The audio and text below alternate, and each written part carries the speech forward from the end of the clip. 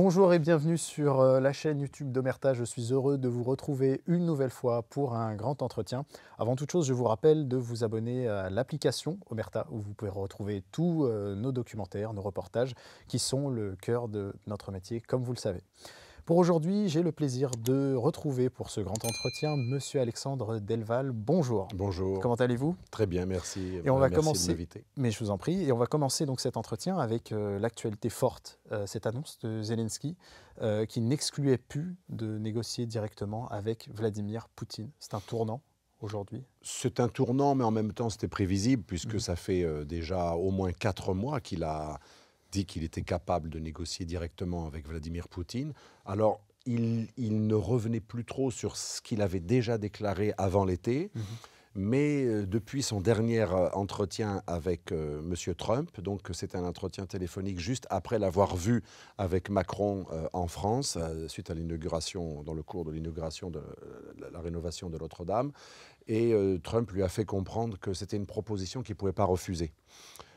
Et il est quand même, c'est une lapalissade de dire qu'il ne peut pas trop se permettre de dire non à monsieur Trump. D'ailleurs, à peine monsieur Trump était éligible, qu'il faisait déjà son éloge.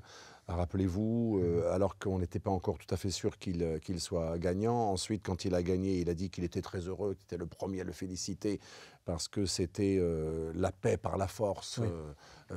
que ça allait marcher, que Poutine allait plier, etc. On sent qu'il est dans une logique.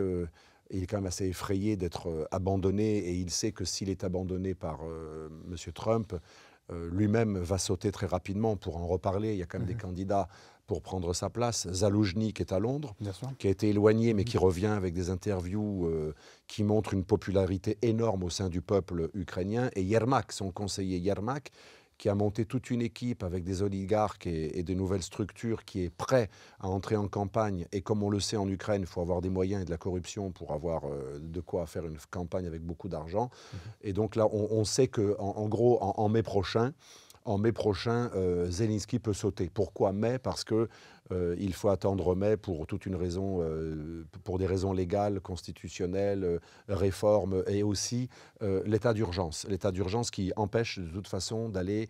En fait, même quand Zelensky dit on Oui. va faire une élection, l'état d'urgence actuel et le couvre-feu Empêche. Mhm. empêchent une, Mhm. une élection avant le 5 mai. Mhm. Mais disons que c'est quand même demain, en mai, et il sait qu'il a de très fortes chances de sauter, puisque c'est l'une des conditions également demandées par Vladimir Poutine.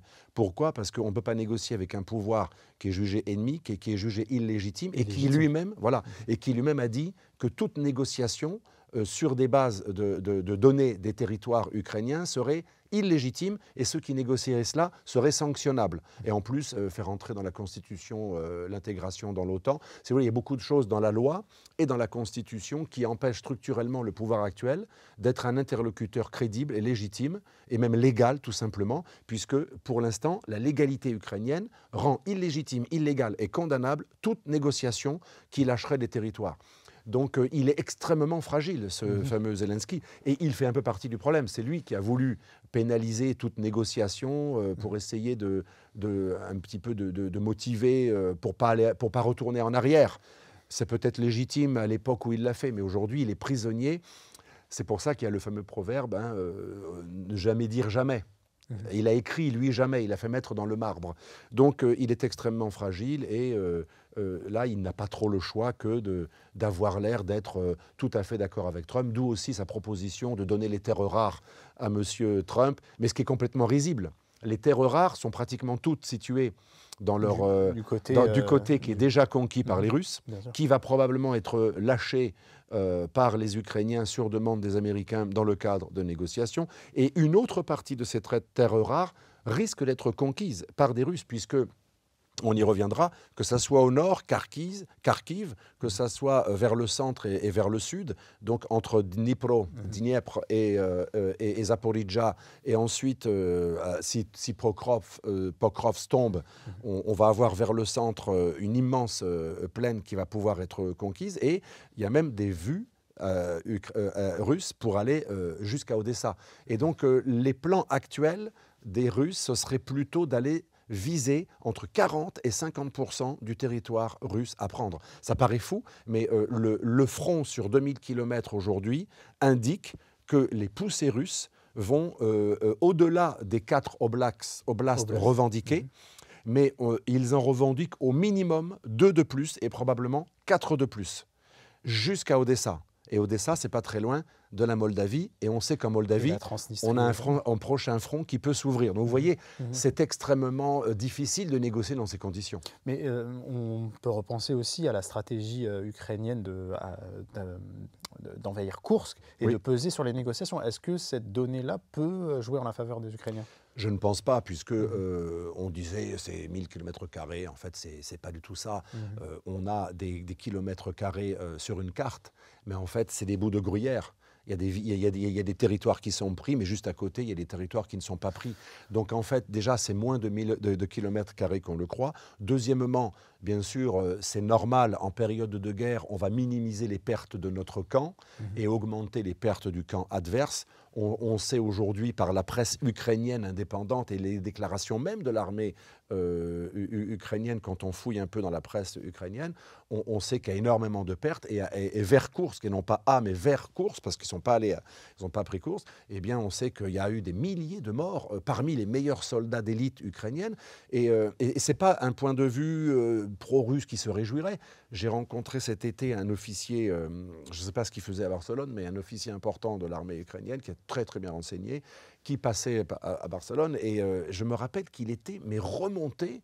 Il se lâchait parce qu'il ne peut pas le dire dans la presse ukrainienne, mais il se référait à une pétition de 100 militaires ukrainiens qui est paru sur un site ukrainien dont le nom va me revenir, mais c'est facile à retrouver, 100 militaires ukrainiens, des généraux et des colonels qui protestaient contre l'opération vers Koursk, qui était une perte énorme de soldats, qui a dégarni le front. Soi-disant, on voulait dégarnir le front russe en les obligeant à aller sur leur propre territoire. Mais c'est l'inverse qui s'est passé. C'est en fait des Ukrainiens qui ont dû, parce qu'ils sont arrivés à 1000, après 2000, après 3000, ils sont arrivés après à 30 000, c'était un couloir, et ils ont fait venir plein de gens qui ont manqué au front ukrainien. Et cet officier me disait, c'est une perte folle, et on en veut au pouvoir politique de nous avoir imposé ça. D'où la popularité de Zaloujny, qui lui vient de l'armée, qui était, pour nos auditeurs, qui est devenu ambassadeur d'Ukraine à Londres, et d'autres, notamment beaucoup de gens qui sont des combattants ukrainiens, des militaires parmi les pétitionnaires. Beaucoup critiquent cette opération qui ne va pas servir à grand-chose, parce que même si c'est les territoires russes, donc très symboliques, c'est quand même moins que ce que les Russes ont pris depuis novembre. C'est moins. Depuis novembre, les Russes ont pris le double sur le dos des Ukrainiens. Donc, ce n'est pas non plus l'affaire du siècle. S'ils avaient pris, je ne sais pas moi, un oblast entier, ils n'ont même pas pris l'oblast. Finalement, ça a été un coup de communication. C'était un gros coup de com' qui obligeait en plus les Américains à continuer à donner encore un petit peu d'effort de guerre. Parce que c'est sûr que quand on galvanise les troupes, on montre qu'on est capable d'un grand héroïsme. Ça, c'est certain que les troupes qui sont allées là-bas, ils sont quand même assez héroïques. Aller chez l'ennemi, on ne peut pas l'enlever. Les Ukrainiens ont de l'inventivité, du courage, de la combativité. Et pour avoir des armes, il faut montrer qu'on a encore quelques succès. Alors, comme on n'arrive pas à avoir du succès, là, on se dit, là, il y a un petit trou. C'est normal, un immense territoire, on trouvera toujours des trous de passage. Et l'idée, c'était de susciter plus d'aide. Il y avait aussi une guerre psychologique, il y avait une guerre médiatique. Il y avait aussi l'idée de prendre la centrale de Koursk, qui n'ont pas réussi, mais c'est ce que me disait ce militaire ukrainien, ça aurait été le seul objectif véritablement rationnel et stratégiquement très intéressant. Apparemment, bizarrement, Zelensky a voulu cette opération suicide, mais il n'a pas voulu aller jusqu'au bout. Apparemment, il n'a pas véritablement donné l'ordre d'aller jusqu'à la capture de la centrale. On n'y comprend plus rien. Il n'y a pas une stratégie véritablement autre qu'une tactique, effectivement, coup d'éclat. Mais il y avait aussi l'idée qui correspond aussi à celle d'envoyer des missiles de plus en plus loin sur le territoire russe, qui est de violer la sanctuarité de la Russie pour motiver les Occidentaux à donner des armes qui frappent le sol russe. envahir une partie du sol russe en montrant, vous voyez, qu'ils n'utilisent pas le nucléaire. On est chez eux. C'est possible. On peut, voilà, le nucléaire ne protège pas de l'envahissement du sol, puisque la preuve, nous sommes chez eux, nous les attaquons dans leur territoire et ils ne peuvent pas utiliser le nucléaire, ce serait contre eux-mêmes. Donc l'idée selon laquelle un pays nucléarisé serait sanctuarisé et on ne pourrait pas ni le frapper ni l'envahir est une idée fausse. La preuve par l'opération de Koursk. Et là, c'est assez intelligent. Mais en même temps, le problème, c'est que, comme dit le Bouddha, hein, action-réaction. On ne peut pas déplorer une action, enfin le résultat d'une action, si on a fait l'action initiale. Le résultat, eh bien, c'est des représailles massives russes qui sont à chaque fois très proportionnelles. Hein. Ce n'est pas la bombe nucléaire tout de suite. Ça, c'est des gens qui ne connaissent pas la stratégie, qui nous disent depuis 3 ans, oui, bientôt il va frapper avec le... Non, ça peut être très progressif avant qu'on arrive au nucléaire. On l'a constaté avec le missile Orychnik d'ailleurs, où quand ils ont frappé en disant c'est un test. C'est quasiment une sommation. Absolument, il était presque vide, il n'y avait pas beaucoup de munitions dessus, surtout pas nucléaires, c'est des munitions conventionnelles mais très peu chargées. Le but était de montrer, un petit peu comme les Israéliens lorsqu'ils ont frappé Ispahan et des territoires iraniens où il y a du matériel nucléaire et balistique, l'idée c'était, il n'y a pratiquement pas eu de morts, mais les Israéliens ont montré qu'ils pouvaient faire 2500 km sans être repérés par les radars et sans être détruits. Ce qui est quand même une prouesse d'un point de vue et des démonstrations. L'idée, c'était de montrer, je peux aller vous frapper chez vous, quand je veux, où je veux. Là, je vous ai juste montré que je peux. Les Russes ont fait pareil sur les Ukrainiens, même si les deux dossiers ne sont absolument pas comparables. Et justement, la question suivante est celle de l'issue potentielle de ce conflit entre l'Ukraine et la Russie. Et finalement, un constat, c'est 3 ans de conflit, d'investissement de milliards de dollars, d'un investissement à la fois médiatique et militaire de l'Europe, de l'OTAN dans ce conflit, et pourtant une issue quasiment inéluctable, on a l'impression. Mais c'est toujours comme ça. Je me rappelle quand nous étions contre la première guerre en Irak, qui avait un peu de légitimité, parce qu'il y avait l'ONU, et il y avait le fait qu'un pays avait été envahi par un autre. Mais la deuxième guerre en Irak, 2003, qui elle était totalement dépourvue de légitimité, basée sur des mensonges, et qui n'était pas le résultat du fait d'aider un pays envahi par un autre, nous étions traités de tout lorsque nous étions contre ces 2 opérations. Pareil pour la Serbie.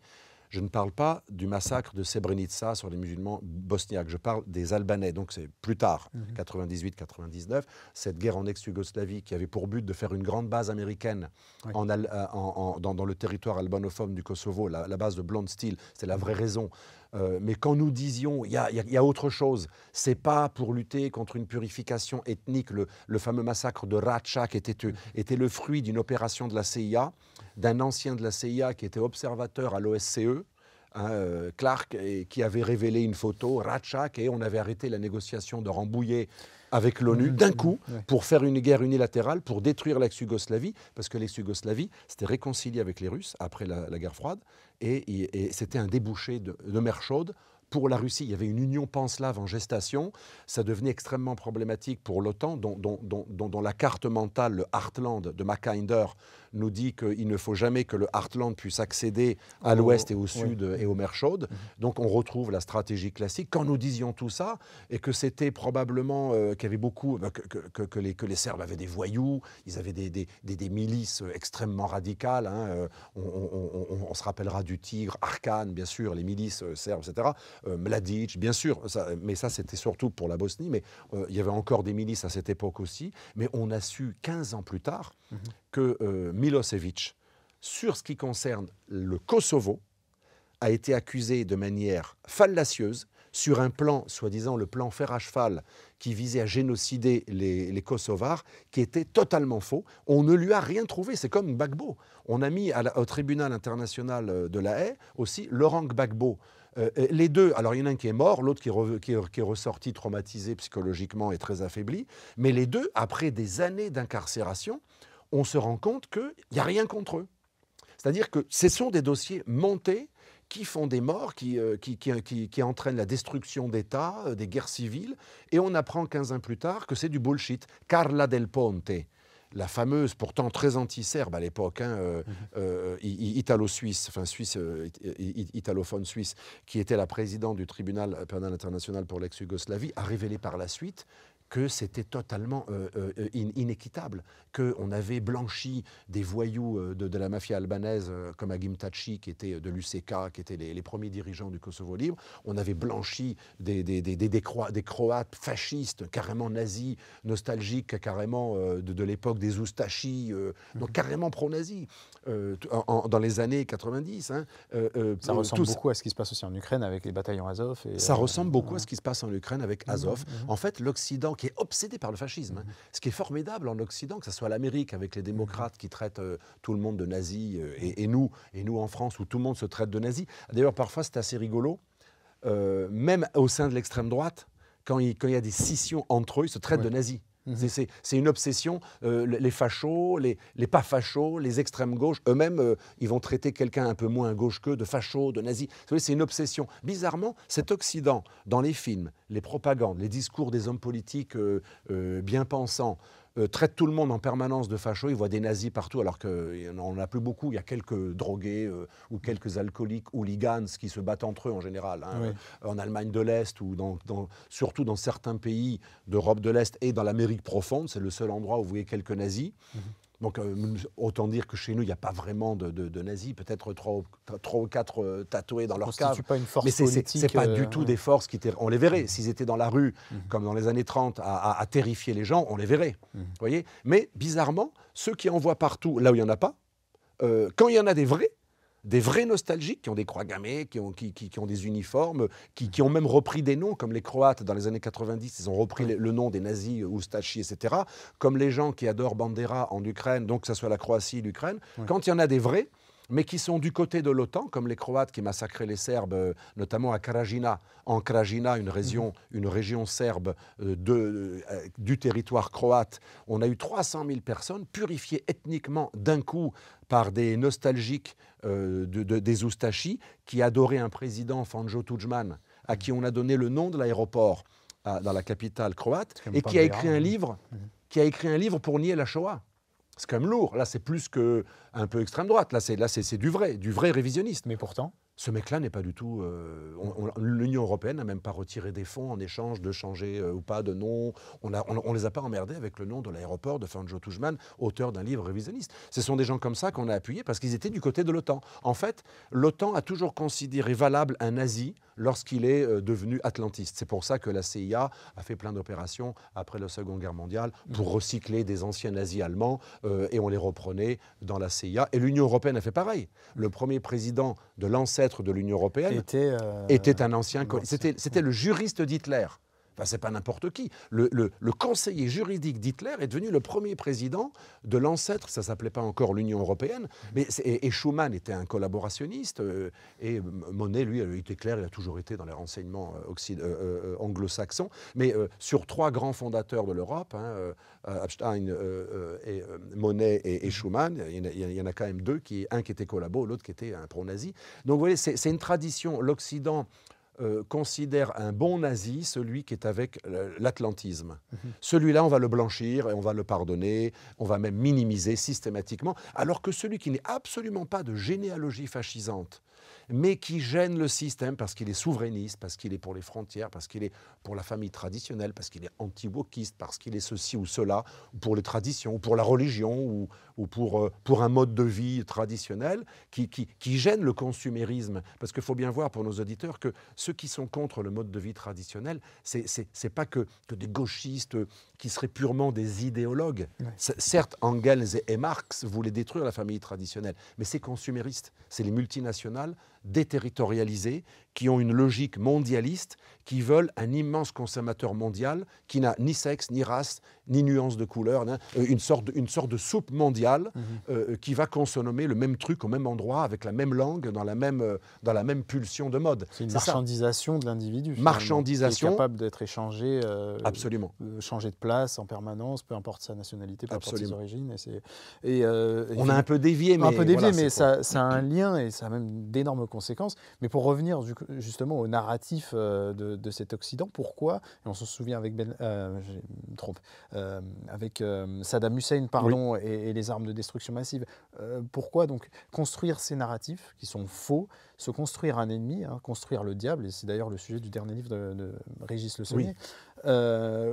Pourquoi, pour quelles raisons cette construction d'un narratif pour se trouver un adversaire et mener des guerres au prix de, si on fait le parallèle avec l'Ukraine, jusqu'au dernier Ukrainien, c'était les intentions de ce... Si on veut élever un peu le débat, non pas qu'il soit bas, mais si on veut être dans une sorte de sagesse géopolitique et pas dans le jugement, j'essaie de plus en plus de faire ça. Avec l'âge, on devient sage. Et votre question était sage, hein, ce n'est pas du tout un sous-entendu. Je pense que c'est carrément normal. C'est ce que j'enseigne à mes élèves en géopolitique, c'est le premier cours de géopolitique, ce qu'on appelle la guerre des représentations. J'avais créé cette expression dans les années 90 en reprenant le terme de sociologie représentation qui lui-même avait été repris par Yves Lacoste. Vous savez, la géopolitique française d'Yves Lacoste, elle s'attache beaucoup aux représentations antagonistes. Chaque camp devant délivrer un storytelling, comme on dit aujourd'hui, nous on dit une représentation, pour légitimer son action, mobiliser ses troupes, ce qui est tout à fait normal. Donc, quelque part, ça a toujours été comme ça. Hein, si je veux agresser quelqu'un, je m'excuse, je ne vais pas donner des idées mauvaises à nos auditeurs, mais si je veux frapper quelqu'un et que je le frappe gratuitement en souriant, en disant comme un psychopathe, on va dire c'est un malade, il faut l'arrêter, il faut l'enfermer. Mais si je dis il a violé ma sœur, et avec de la théâtralité et que j'ai l'air sincère, il y en a qui vont dire bon c'est pas bien, il l'a fracassé en pleine rue, mais il a retrouvé le type qui avait violé sa sœur. Eh bien, c'est un peu comme ça. Si vous voulez, les États, depuis le début de l'humanité, quand ils ont des opérations inavouables ou qui nécessitent la violence, donc le sacrifice d'êtres humains pour aller se battre, même les Américains, quand même, il y a quand même des morts, hein, ne serait-ce que les accidents d'hélicoptères, même quand ils ne se font pas tuer. Vous savez qu'il y a eu plus de morts américains pendant la guerre en Irak, des différents accidents, ou problèmes de chaleur, ou maladies, ou collisions, ou les vents qui faisaient tomber un hélicoptère, que de morts. Donc il y a forcément des morts quand vous allez sur un territoire. Pour faire accepter des sacrifices, eh bien, il faut délivrer des représentations convaincantes qui, en général, font appel à l'émotionnel, au cerveau reptilien, et c'est tout à fait normal. Ce qui n'est pas normal, c'est que si je ne suis pas américain, que je suis allemand, français, italien, avec une logique quand même qui est propre, je ne suis pas tout à fait un vassal des États-Unis, j'ai une histoire, etc. Il n'est pas normal que nos élites et nos journalistes n'aient pas d'esprit critique lorsque, de manière, et là je vais choquer, mais c'est normal que les Américains fassent ça. Eux, ils ont des intérêts pour déstabiliser tel ou tel pays. Toute la géopolitique américaine, depuis et anglo-saxonne depuis 2 siècles, a pour but d'empêcher la soudure entre l'Allemagne et l'Empire russe. L'Empire allemand et l'Empire russe doivent être dessoudés, doivent être séparés par un rideau de fer. Avec la fin du communisme et le fait que Poutine soit devenu un libéral, oui, parce que ça va surprendre pour tous ceux qui le croient stalinien, il n'est pas stalinien, il n'est pas léniniste, il est ultralibéral, il est libéral d'un point de vue économique au sens non gauchiste du terme, au sens neutre. Il est pour l'économie, la libre entreprise libérale. Il y a 13% de flat tax en Russie qui viennent de passer à 22% pour les salaires relativement élevés. Ça fait quand même rêver. Quand on voit l'état de nos taxes... Ça fait rêver nos libéraux ici qui aimeraient qu'on soit à 40 et pas à 44. Et donc, comme il n'y avait plus ce communisme pour justifier cette séparation, ce rideau de fer, il fallait reconstruire un ennemi, d'où l'encerclement, la diabolisation de la Russie. Et on a contribué à faire cette Russie, parce qu'elle est devenue radicale, mais l'Occident a largement contribué. Mais toutes ces représentations sont nécessaires. Quand je veux justifier quelque chose d'inavouable ou susciter des vocations pour aller faire une entreprise de type prédatrice ou agression ou guerre, je dois délivrer des représentations, ce qu'on appelle chargées émotionnellement. On appelle ça parfois un noyau dur ou un trou noir. Où on parle parfois en théorie de communication, on parle de cristal, parce qu'il est très dense. Diamant vertueux, disait Bruno Lussato, le grand communicateur. Diamant vertueux, ça veut dire que le vertueux, on imagine les belles idées, et diamant parce que c'est une matière qui peut rayer du verre. Donc c'est très chargé, c'est dense émotionnellement et sémantiquement dense. Donc quand vous élaborez des idées très denses, émotionnellement chargées, qui font appel aux reptiliens, à la peur, d'où la peur pendant le Covid, pendant la guerre en Ukraine, nos dirigeants qui accusent l'extrême droite en permanence du repli, de la peur, eux-mêmes, c'est normal, tout le monde le fait, tout le monde utilise la peur. Macron disait on est en guerre pendant le Covid. c'est pas une guerre, enfin, c'est n'importe quoi d'utiliser ce genre de terme, mais c'est normal. Donc voilà, pour revenir à ce qu'on disait, il est normal que les Américains fassent ce genre de mensonge parce que pour prendre un territoire comme l'Irak, et nos auditeurs ne le savent pas assez, la guerre en Irak, il y avait une logique implacable. L'Amérique veut des nouveaux amis au Moyen-Orient, elle n'en a pas beaucoup. Les Kurdes font partie des rares États possibles qui pourraient être une sorte de second Israël. Si je détruis l'État bassiste irakien, c'est la seule logique à la destruction de l'État bassiste. Il y avait des généraux du Baas, pour nos auditeurs, le parti au pouvoir à l'époque, le même parti que Assad, mais branche rivale, pour détruire l'État. Il fallait justement ne pas prendre un général qui voulait collaborer avec les Américains, parce qu'on aurait maintenu la structure basse. Il fallait faire du passé table rase, et du chaos aurait pu naître une sorte d'Irak tripartite, une partie chiite, qui ont gagné les élections d'ailleurs, une partie sunnite en résistance et une partie kurde. C'était le plan. C'est un plan tout à fait rationnel, parce qu'il y a la moitié du gaz et du pétrole irakien dans le Kurdistan. Donc moi, je comprends la rationalité de cela, je ne veux même pas le juger moralement, mais il est normal que les Américains développent du bullshit pour susciter l'adhésion de l'opinion. Ce qui n'est pas normal, c'est que nos journaleux, et je dis bien journaleux parce que quand je vois que la plupart des journalistes se disent gauchistes, souvent mélanchonistes, rebelles, anti-impérialistes, je leur dis mais où il est votre anti-impérialisme? À part quelques revues d'extrême gauche qui sont cohérentes quelque part, qui dénoncent l'impérialisme des guerres américaines, le journaliste de base qui à 80% vote à gauche, qui reprend le narratif de la CIA et de tous ceux qui inventent des storytelling, des histoires pour justifier un impérialisme planétaire, on pourrait leur dire, mais vous êtes des idiots utiles du capitalisme, du turbo-capitalisme. Vous validez le narratif.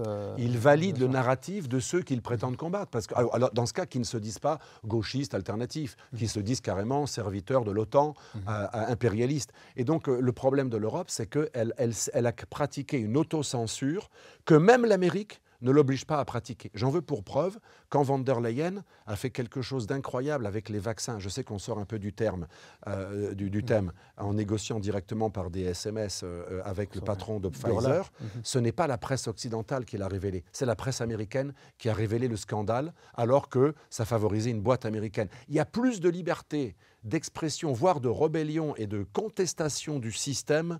Il y a moins d'omerta, puisqu'on est chez Omerta, il y a moins d'omerta aux États-Unis, qui fabrique pourtant ce bullshit, que dans son glacis ou son protectorat européen. Je suis plus choqué par notre omerta que par le bullshit fabriqué par les Américains, parce que tout empire a besoin de justifier moralement son emprise. Par exemple, la Russie, ne soyons pas dupes, il y a quelques nazis en Ukraine, qui ont une grande importance au sein de certaines élites de l'armée, notamment la police de l'armée. C'est vrai, c'est un peu la SS. C'est eux qui supervisent quand des militaires ne sont pas doctrinalement comme il faut. C'est les gens de Azov, Pravi Sector qui ont les postes les plus durs dans l'armée, qui font une sorte de police politique. Mais l'Ukraine n'est pas un ramassis de nazis. Mais c'est normal, du point de vue russe, que les Russes disent qu'il faut dénazifier ce pays. Mais à nous de ne pas être dupes non plus, même pour nos auditeurs qui seraient pro-russes. Ne soyez pas dupes non plus, vous avez le droit d'être pro-russe, que vous voulez, mais ne soyons pas dupes. Chacun a son narratif. Les Américains, c'est la Russie néo-stalinienne, et la Russie, c'est l'Occident pro-nazi. Alors, dans chaque mensonge, on trouve toujours un peu de vrai. C'est une guerre d'enjeux. C'est une guerre d'enjeux. Chaque pays a ses enjeux à défendre, à ses positions. Et, à nous d'avoir l'intelligence d'être critiques. Nous ne sommes ni palestiniens, ni ukrainiens, ni américains. Nous sommes européens. Nous avons l'obligation, si on cherche la vérité, de trouver, je ne dirais pas un juste milieu, on n'est pas tout à fait neutre, mais de ne pas être dupe d'un camp, mais sans tomber dans le travers qui fait que parfois j'ai des mauvais commentaires sur Omerta, mais je l'assume et je n'en veux pas à ceux qui le font, mais sans tomber dans le travers aussi d'être caricatural, et donc celui d'en face, il a totalement raison, il est clean, il est parfait. Ben non, personne n'est parfait, tout le monde est prédateur, surtout les empires. Les empires, ils ont des prédations à assurer. C'est le paradoxe dans cet échiquier mondial, pour reprendre une expression célèbre, c'est de voir que tout le monde défend ses intérêts, et d'autant plus maintenant les Américains avec Donald Trump, mis à part les Européens, qui ont l'air de ne même pas vouloir jouer la partie. Et en Ukraine, finalement, ceux qui vont payer les pots cassés sont les Européens, les Ukrainiens d'abord, mais aussi les Européens qui ont déversé des milliards. Et qui vont voir finalement, vous parliez en introduction de ce troc potentiel entre terres rares pour Donald Trump pour compenser les dépenses. Finalement, les Européens ont perdu. C'est vrai que ce terrain. les Européens sont tellement dans la culpabilisation de la Seconde Guerre mondiale, et je mets des bémols pour ne pas avoir de problème avec des gens qui vont mal interpréter. Ça ne veut pas dire que je relativise, hein, bien sûr, ce qui s'est passé pendant la Seconde Guerre mondiale. Mais le traumatisme de la Seconde Guerre mondiale a généré une telle culpabilité en Europe que les coquins, les malins, les manipulateurs, ils savent qu'on peut puiser éternellement dans ce registre pour culpabiliser l'un ou l'autre. Mais au départ, c'était un jeu de nos élites. Les élites ont utilisé quelque chose d'horrible, la Shoah, voilà, pour essayer d'en faire une façon de culpabiliser collectivement dans une logique de direction des masses. Le problème, c'est que quand vous jouez à ça, on est toujours un moment prisonnier de son discours. On ne peut plus avoir de sentiment patriotique. Si on est en permanence dans un registre qui consiste à dire « attention, le moindre patriotisme, ça conduit au nationalisme, et le nationalisme, c'est l'hitlérisme, et l'hitlérisme, c'est la purification ethnique, la Shoah, la déportation ». Donc, ça veut dire que, comme disaient certains philosophes de l'école de Francfort, la nation est déjà homéopathiquement une forme de nationalisme, et le nationalisme préparerait au nazisme. Ce qui est faux, puisque le nazisme était impérialiste. Le nazisme a été antinational. La première chose qu'il a faite, c'est envahir son frère l'Autriche, avec l'Anschluss. Donc on le sait que ce n'est pas le nationalisme qui est à l'origine de l'hitlérisme, c'est de l'impérialisme. Mais avoir associé nation, nationalisme, patriotisme, souverainisme, défense de l'identité, défense des frontières, tout ça, déjà la frontière, vous voyez, quand on parle de l'immigration, le degré d'émotion. Frontière, c'est déjà un tabou. À la frontière, ça sépare les êtres humains, les murs, c'est horrible, etc. Ça veut dire que si on est contre les murs et les frontières, ça veut dire qu'on est contre même l'idée d'État-nation. Ceux qui sont anti-frontières, ce n'est pas juste qu'ils sont pour ne pas déporter des braves immigrés. Ça, c'est le truc moral pour séduire les braves gens dans les chaumières. Mais les fondamentaux... Ça veut dire qu'ils ne veulent pas d'État-nation. Parce qu'un État-nation sans frontières, c'est pas un État, ça n'existe plus. C'est n'importe quoi. Et en général, si on n'a pas de frontières bien surveillées, on attire les prédateurs. Donc vous voyez bien que l'Europe, à force d'avoir utilisé ce registre pour essayer de retrouver une fierté d'elle-même, non pas une fierté d'elle-même, c'est essayer de payer en fait sa faute passée qu'elle s'attribue à elle-même, alors que moi, personnellement, j'ai des ancêtres qui étaient en Italie à l'époque. Je ne me sens pas responsable de ce qu'a fait Mussolini. Pourquoi je payerais des choses qui sont passées à l'époque de mon grand-père et de l'enfance de mon père? J'ai rien à voir. Donc les Allemands, les Italiens, les Belges, tous les pays où il y a eu soit l'axe, soit de la collaboration, pourquoi ils devraient payer pour quelque chose qui s'est passé il y a déjà au moins 2 ou 3 générations pour les gens qui ont mon âge? C'est la folie.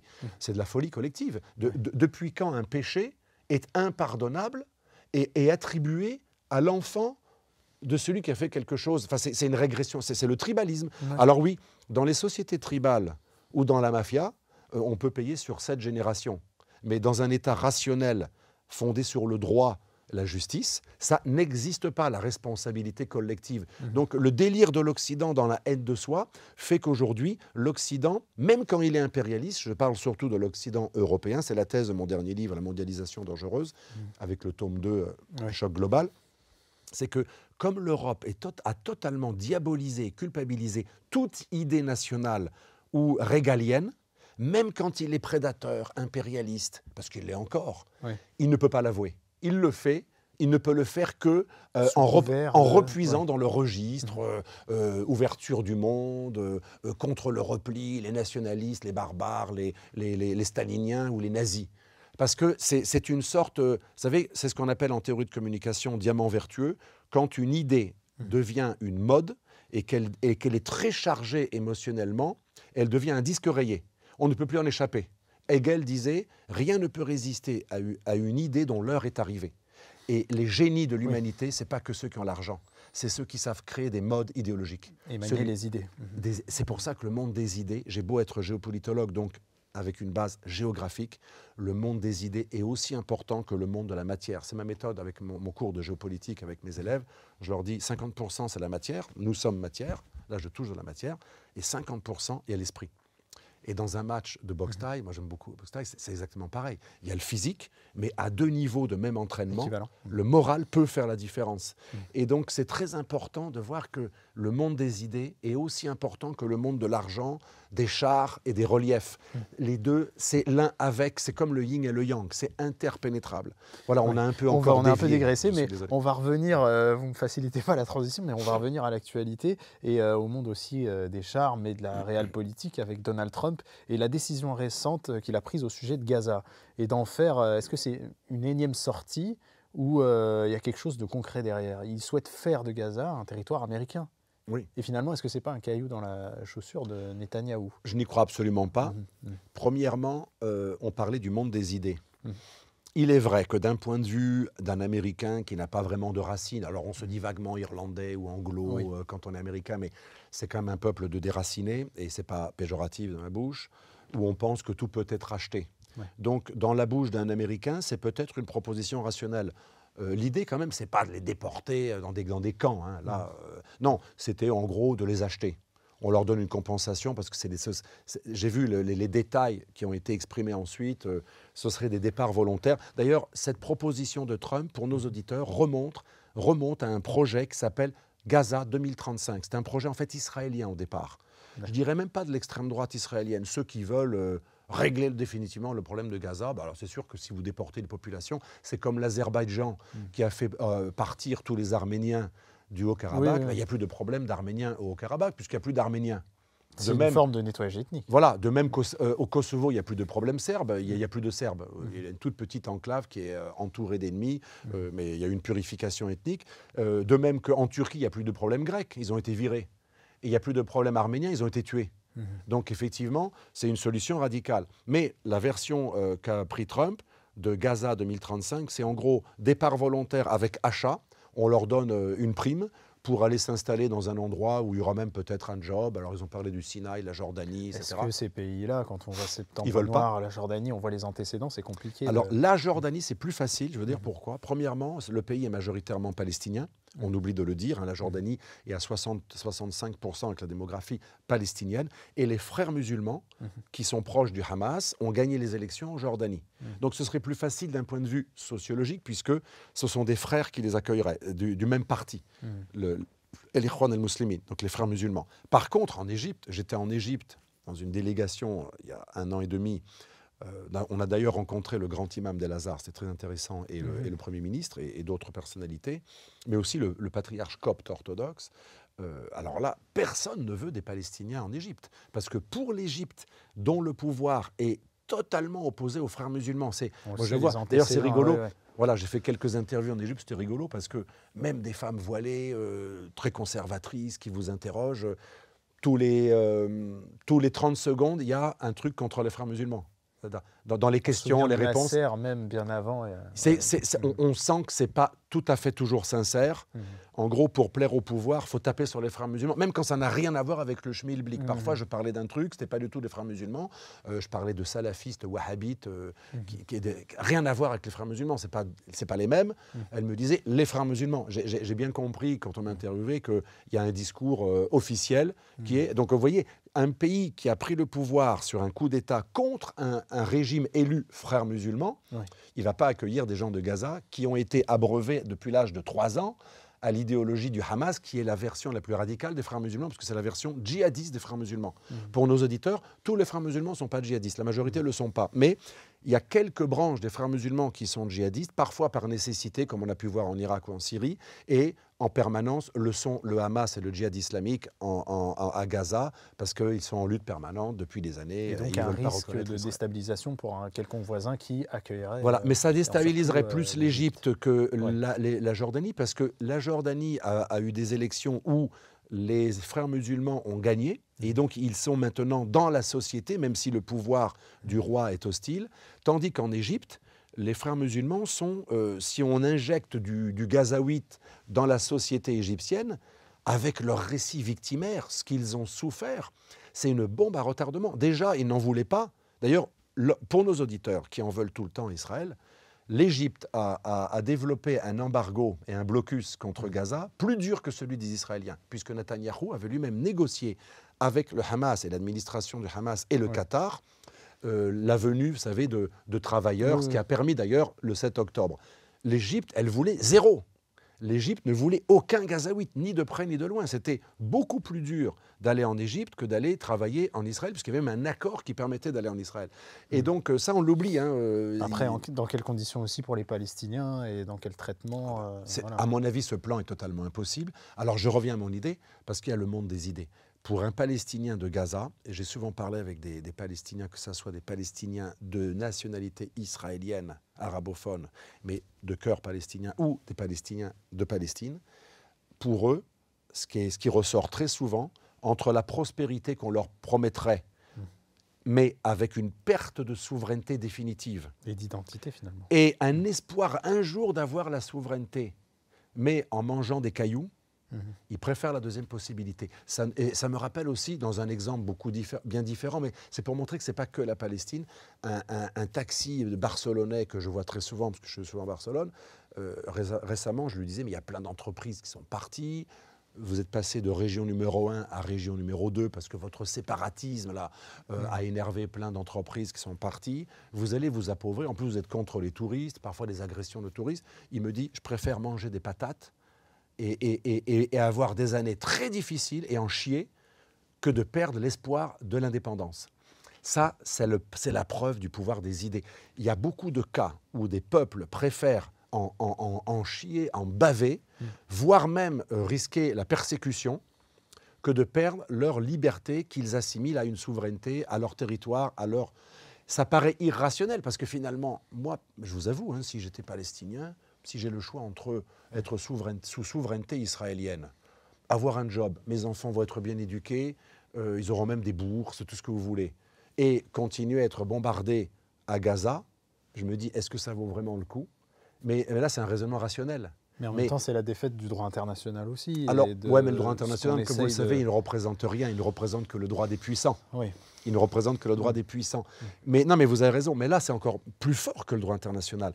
C'est le besoin de l'être humain de se donner une identité, ou de se raccrocher, ou de s'inventer, ou de préserver, parce que peu importe que ça soit du vrai ou du faux, nous, on appelle ça des représentations. Ce qui compte, c'est ce que l'on ressent. Une représentation compte, qu'elle soit vraie ou fausse, dès lors qu'elle est ressentie, dès lors qu'elle fait sens. Les Palestiniens pensent qu'ils sont une nationalité. Les Israéliens leur disent c'est un pays tout récent. Peu importe, c'est comme les Ukrainiens. L'Ukrainien nationaliste pense qu'il y a une Ukraine qui a toujours été ukrainienne, qui sera ukrainienne. Peu importe que vous démontriez que c'est faux, que leur pays est tout récent. Ce qui compte, c'est ce qui fait sens. Ce que le peuple, les masses pensent est très important, surtout quand c'est de l'identité. Donc j'étais un peu trop loin, mais bref, ce plan est impossible parce qu'il y a un besoin d'identité qui est plus fort que la rationalité d'avoir des enfants qui soient heureux à l'école et avoir de la prospérité et voir une bourse ou une prime. Ça paraît fou. Il y a des gens qui préfèrent être sous les décombres que de se soumettre. Et finalement, derrière la question de Gaza et d'une implantation américaine, est-ce qu'il n'y a pas aussi des enjeux économiques sur lesquels Donald Trump sait qu'il va pouvoir peser? On va pouvoir montrer deux cartes dans notre émission. Une carte très importante, c'est le corridor Inde-Arabie-Europe. C'est un corridor qui a pour but d'être une sorte d'anti-route de la soie. Vous savez que pour nos auditeurs, la route de la soie, elle s'appelle Belt and Road Initiative, One Road, One Belt, enfin c'est BRI, mais on appelle ça nouvelle route de la soie, qui sont des routes concurrentes des routes américaines et des routes occidentales. Il y en a par le nord, pôle nord, il y en a par la terre et il y en a par la mer. C'est-à-dire les Belt and Road Initiative. Et il y a un concurrent à ces soi-disant routes de la soie chinoises, c'est le corridor Inde, Arabie, Jordanie, Israël, Gaza et ensuite Proche-Orient, Europe.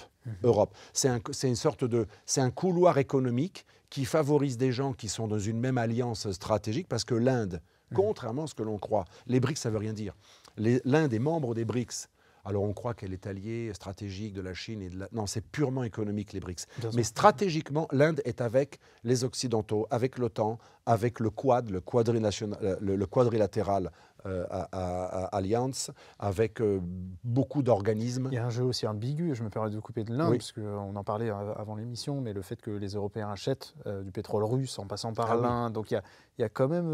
Alors ça, on pourra y revenir. Là, c'est les intérêts Bien sûr. pragmatiques qui montrent que c'est les intérêts qui comptent, surtout quand vous êtes une grosse nation. Bref, ce couloir qui unit des pays qui sont alliés contre la Chine d'un point de vue stratégique. Et donc, ils veulent leur route à eux. Quand vous avez des intérêts stratégiques communs, vous voulez quand même avoir une sécurisation des voies au cas où un jour il y a une guerre contre l'alliance rivale, avoir des voies sécurisées. On l'a vu notamment avec le Yémen et les Houthis qui ont complètement bloqué... Absolument. Et c'est un problème même pour la Chine.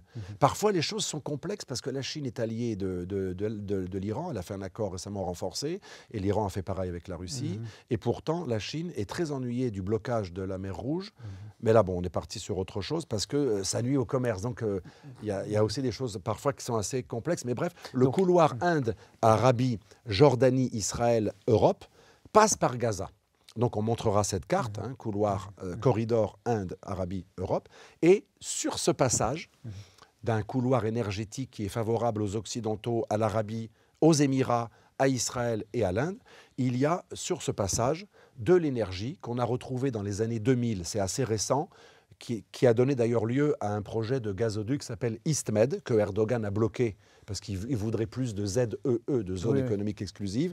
Bref, mais on a trouvé plein d'énergie, notamment du gaz offshore, au large de Chypre, de la Grèce, du Liban, d'Israël, de Gaza. Et à Gaza, ça s'appelle Gaza Marina. Marina 1, Marina 2, au large de Gaza, dans les zones économiques exclusives d'Israël, que l'on trouve ça juste ou non. Gaza n'a pas la jouissance de ces zones, de son large, de ces zones exclusives économiques. Les ZEE, c'est Israël qui en jouit. Donc, le gaz de Gaza, qu'on appelle, on verra à la deuxième carte, Gaza Marina, vous le verrez sur la carte, Marina 1, Marina 2. Donc il y a une énorme réserve de gaz à Chypre et en Grèce et au Liban et en Syrie, mais aussi au large, parce que c'est toute la Méditerranée orientale, de Gaza. Donc l'enjeu est énorme. Gaza comme point de passage, Gaza comme zone touristique. Le plan israélien qu'a repris Trump, Gaza 2035, prévoyait aussi les implantations d'usines électriques, de systèmes de solaire, d'énergie aussi alternative produite par le solaire, etc., etc. Et donc, il y a des enjeux énormes, y compris gaziers. Et je pense que ça, c'est la vision de Trump, avec un développement économique qui passe sur ce corridor Inde, Arabie, Europe, faire de Gaza un lieu qui va être un hub d'investissement. Et l'idée assez bête américaine, parce que les Américains souvent sous-estiment le côté identitaire, finalement, tout le monde va y gagner, la prospérité va faire qu'on pourra acheter tout le monde. Donc ceux qui resteront, on leur trouvera un job. Et ceux qui veulent bien partir, on les paye pour aller ailleurs. Mais ceux qui resteront, de toute façon, entre-temps, on aura purifié Gaza du dernier djihadiste du Hamas et ne resteront que des gens sous l'autorité palestinienne, parce que le plan Gaza 2035, auquel fait référence, c'est pas une annexion à un État américain. C'est plutôt une souveraineté américaine temporaire, un exil temporaire des Palestiniens pendant qu'on reconstruit, pendant 1 ou 2 ou 3 ans. On essaie de faire en sorte que beaucoup ne reviennent pas, en les incitant... Ça ressemble à une Nakba. Ça ressemble à une Nakba, mais déjà, c'est pas réalisable. Hein. Mais le but, c'est plutôt de les payer pour qu'ils ne reviennent pas ou de les payer pour partir. Mais beaucoup reviendront, et ceux-là, on va leur proposer des jobs, parce qu'on aura fait un énorme hub financier, énergétique, industriel, gazier, tout ce que vous voulez.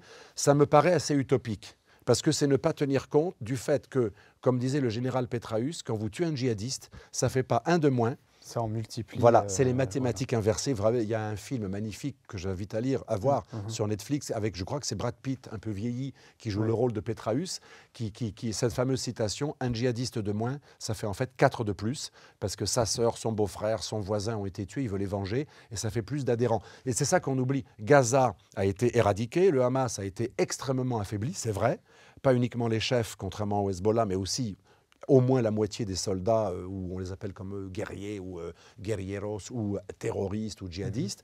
Bref, ils ont perdu beaucoup d'hommes, mais il y a plein de candidats qui vont être recrutés. Donc ce plan, si vous voulez, qui est un plan israélien repris par l'équipe Trump, parce que ce n'est pas Trump qui l'a inventé comme ça. Hein. Trump est quand même entouré de Marco Rubio, de Mike Waltz, et d'autres qui sont très, très, très pro-israéliens dans le sens le plus jusqu'au boutiste et très anti-iranien. Ils sont dans une euphorie parce qu'Israël a marqué des points incontestables depuis le 7 octobre et ils se disent on va finir le travail, on va purifier tout ça, on va virer tous les proxys de l'Iran, on va faire un reset et écraser définitivement tout ça. Et avec le business, comme l'Arabie saoudite s'en fiche des Palestiniens, je le dis pour nos auditeurs, c'est très important de comprendre quelque chose. L'Arabie saoudite se fout des Palestiniens d'un point de vue religieux. Pourquoi ?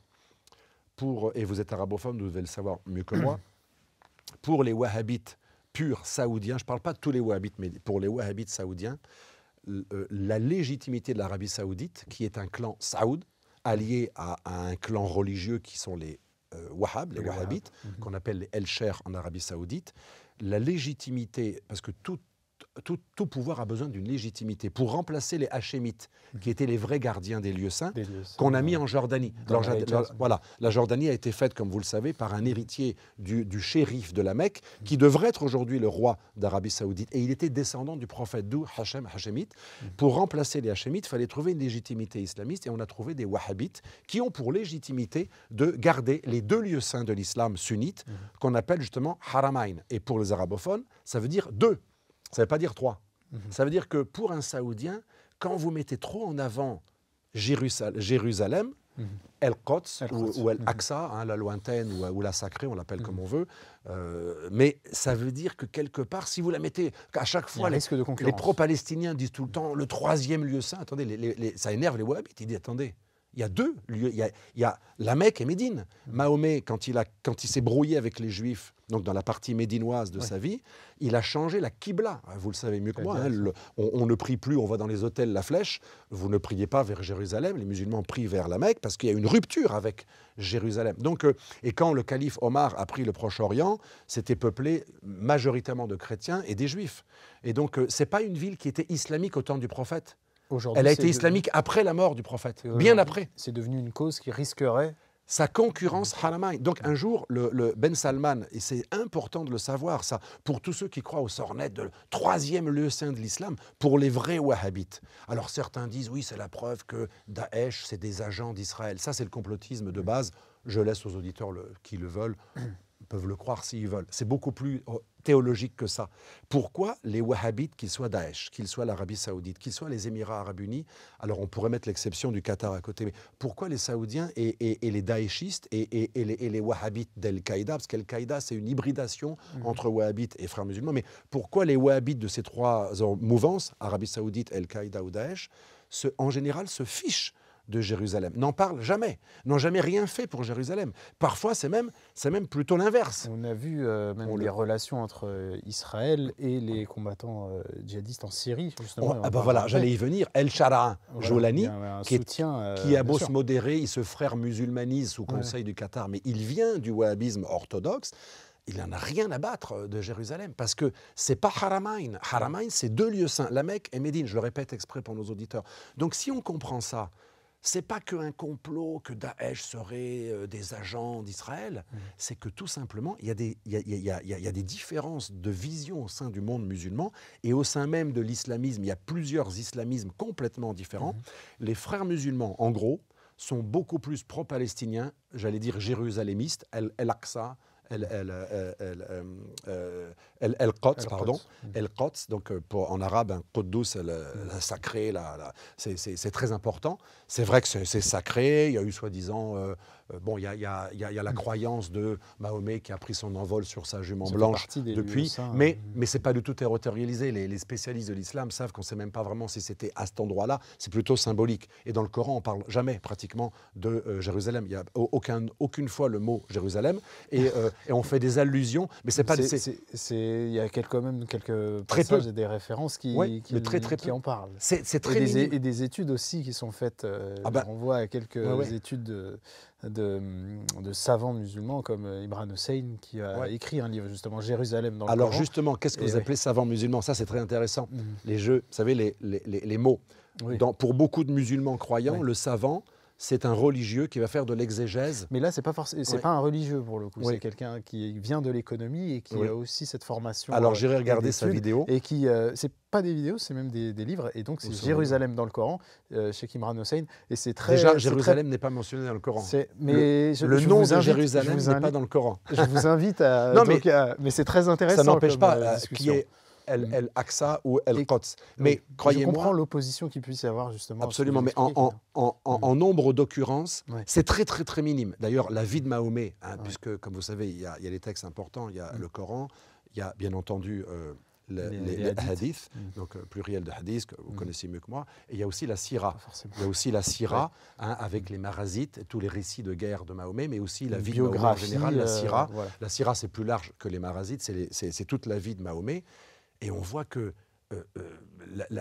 la question de la géographie de Jérusalem apparaît presque pas. Je veux dire, en volume. Peut-être que c'est important en densité, mais en volume, c'est très peu, parce que le récit de la vie de Mahomet et son parcours qui est le Coran, parce que le Coran, c'est quand même autour de l'évolution de Mahomet, de la Mecque vers Médine, puis ensuite le retour à la Mecque, parce qu'il n'a pas été conquérir le Proche-Orient, c'était après sa mort. Hein. L'islam ça s'implante au Proche-Orient, Damas, la mosquée des Omeyyades, ou l'Égypte, ou le Proche-Orient, ou Israël, enfin la Palestine, on l'appelait pas à l'époque comme ça, bien après la mort de Mahomet. Donc, si vous voulez, c'est quand même minime en occurrence, si vous voulez, en volume. Je vous l'accorde en densité, peut-être pas, mais en volume. C'est très, très minime. C'est presque rien. C'est extrêmement peu. Et d'ailleurs, il ne s'est rien passé avec Mahomet. Mahomet, à part le fait que, soi-disant, il serait parti depuis sa jument blanche, depuis Jérusalem, il n'a pas agi là-bas. Il n'a pas conquis de terre là-bas. Il n'a pas recruté des gens. Voilà, on est dans la symbolique. Par contre, ce qu'il a fait, c'est Haramain, la Mecque et Médine, qui sont aujourd'hui encore, pour tous les musulmans du monde, même les chiites, des lieux saints, pour les sunnites, et pour les chiites, des lieux saints. Donc c'est quand même fondamental. Et je reviens donc à ma conclusion, El-Shara, qu'il soit un djihadiste modéré ou les autres moins modérés, c'est extrêmement peu important pour eux. Donc, j'en reviens à ma conclusion. Monsieur Trump, qui a des très bonnes relations avec MBS, il a retenu un jour une phrase de MBS qui va vous choquer. Si vous avez Jérusalem, El-Quds dans votre cœur, ça va vous choquer, et c'est tout à fait normal. Il a entendu un jour MBS dire quelque chose de très cynique, c'est vrai. MBS a dit, mais les Palestiniens, pourquoi ils ne choisissent pas une capitale à 20 km? Et le problème sera réglé. En gros, ils nous font chier à vouloir absolument que la capitale du futur État, déjà ça va être un Gruyère, leur futur État, pourquoi Jérusalem? On n'en a rien à foutre. Alors là, il est revenu un peu là-dessus, parce que le 7 octobre, comme vous le savez, avait pour but, pour le Hamas, justement, c'est pas moi, hein, c'est Sinwar qui l'a lui-même déclaré, et aussi le bras droit de Daïf, qui était à l'origine de l'opération. Ils ont fait, il y a eu plusieurs interviews, les dirigeants de Hamas ont dit, on a fait cette opération du 7 octobre, pour se rappeler à notre bon souvenir, pour remettre la cause palestinienne sur le devant de la scène. Sur le devant de la scène. Et c'est ce que j'appelle le génie de l'islamisme. On perd des territoires et des hommes, alors les gens qui raisonnent de manière occidentale pensent on a perdu. Mais à long terme, on a peut-être gagné parce qu'on crée des martyrs qui vont créer des vocations. Et peut-être que ce qu'on a perdu maintenant à Gaza, on va le gagner en Cisjordanie. Il y a des sondages qui montrent qu'en Cisjordanie, s'il y avait des élections, c'est le Hamas qui le remporterait. Donc vous voyez, j'essaie quand même d'être assez équilibré. Là, tu vois, tout à l'heure, je me suis mis un peu dans la peau de Trump. Là, maintenant, je me mets dans la peau du Hamas. Et un de mes étudiants, d'ailleurs, qui lui était Hezbollah, mais il était assez solidaire du Hamas, pendant mon cours, moi je fais des cours de vraie géopolitique, c'est-à-dire sans jugement. J'engueule personne, je dis jamais tu penses mal, etc. Donc j'ai laissé s'exprimer un jeune du Hezbollah qui me disait, vous avez raison, on va peut-être perdre momentanément du territoire des hommes, mais à long terme, nos martyrs vont susciter 10 fois plus de vocations et à long terme, on gagnera la conquête des cerveaux. Et je pense que ce n'est pas stupide du tout. C'est pour ça que je crois au monde des idées. Le monde des idées, c'est la stratégie des islamistes. Je perds des hommes volontairement. Je fais même en sorte que parfois, on va buter mes propres enfants parce que je vois tellement de manière spirituelle les choses de manière... la vie terrestre n'est qu'un passage d'épreuve. Ce qui compte, c'est l'élection divine par la suite, que finalement, ce qui paraît horrible pour un occidental, esclave de la vie et du plaisir, moi, c'est un sacrifice utile pour ma cause. Alors, c'est horrible à comprendre. C'est l'idéologie révolutionnaire comme d'autres l'ont eu avant. À ce degré, on n'a pas l'équivalent à ce degré à part les Japonais et les Kurdes. On a des équivalents de capacité à avoir des martyrs dans son camp que dans certains exemples de moines bouddhistes qui se font immoler, des Japonais kamikazes ou samouraïs qui avaient un culte de la mort assez impressionnant. On n'a pas beaucoup d'autres cas de peuples. Regardez les Arméniens, regardez plein de peuples qui ont perdu leur territoire. Ils n'ont jamais été à un tel degré de sacrifice parce que c'est lié à une géographie, mais c'est lié aussi à la religion, à l'islam. Mais ça pourrait être aussi les chrétiens. Mais il se trouve que la religion, quand elle valorise l'au-delà, effectivement, la mort humaine qui paraît horrible pour un matérialiste, pour un occidental, est une bénédiction pour un islamiste. Et ils le disent très souvent. Et c'est aujourd'hui quasiment presque la fracture entre deux mondes, monde très traditionnel et qui justement a encore des valeurs et qui les transcende, et un monde, comme vous le disiez, très matérialiste, qui a beaucoup plus, on va dire, d'attache pour comment dire pour le bien-être terrestre.